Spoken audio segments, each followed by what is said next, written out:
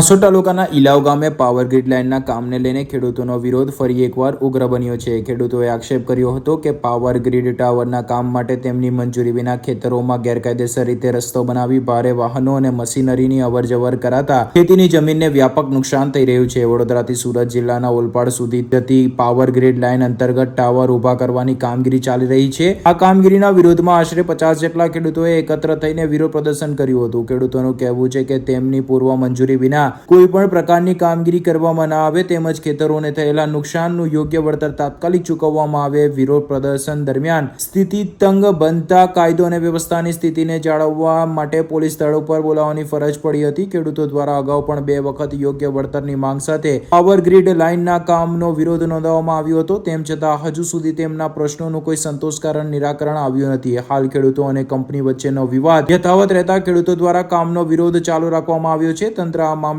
હસ્તક્ષેપ કરીને ખેડૂતોને ન્યાય મળે અને યોગ્ય નિરાકરણ લાવે તેવી માંગ ઉઠી રહી છે। આજ રોજ 13 જૂન પ્રાઇવેટ માલિકીના રસ્તાને પરમિશન લીધા વગર પાવર ગ્રીડ કંપનીવાળા પ્રાઇવેટ માલિકીની અંદર આ ખોદકામ કરવા આવી ગયા છે। રસ્તાની પરમિશન કોઈ લીધી નથી, આ ઇનલીગલ છે, છતાં પોલીસ ખેડૂતને દબાવે છે અને ખેડૂત સાથે દબાણગીરી કરે છે।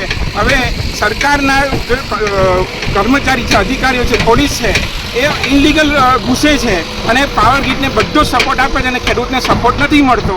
તો હવે ખેડૂત બિલકુલ લાચાર થઈ ગયો છે। તો ખેડૂત જવું ક્યાં?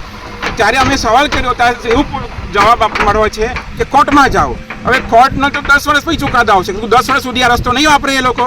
એટલે અમારો મીડિયાના માધ્યમથી સરકારને અને જે પણ લોકલ પ્રશાસનને બધાને સવાલ છે કે ઇનલીગલ આ લોકો જે ઘૂસે છે એના માટે હવે કોને રજૂઆત કરવાની? અમારે આ પાવર ગ્રીડવાળા પ્રાઇવેટ માલિકીના જગ્યા મારી રસ્તો લઈ લીધો છે। એ કોઈ નોટિસ પણ નથી આપ્યું, અમને કોઈ જાણ પણ નથી કરી કે અમે અહીંથી જઈએ કે નહીં જઈએ। એટલે કોઈ વર્તનની તો વાત જ નથી કરતા। તમે જાઓ તો કે મામલતદાર ઓફિસમાં જાઓ, તમે અરજી આપો, તમે અમારી પ્રોપર્ટીની અરજી અમારે આપવાની ત્યાં જઈને એ લોકોને જવું હોય તો એ લોકો અમારી પરમિશન લે અહીંથી। તમારી શું માંગ છે? કંપનીમાં અમારી પરમિશન લઈ અને યોગ્ય વળતર આવે એનું।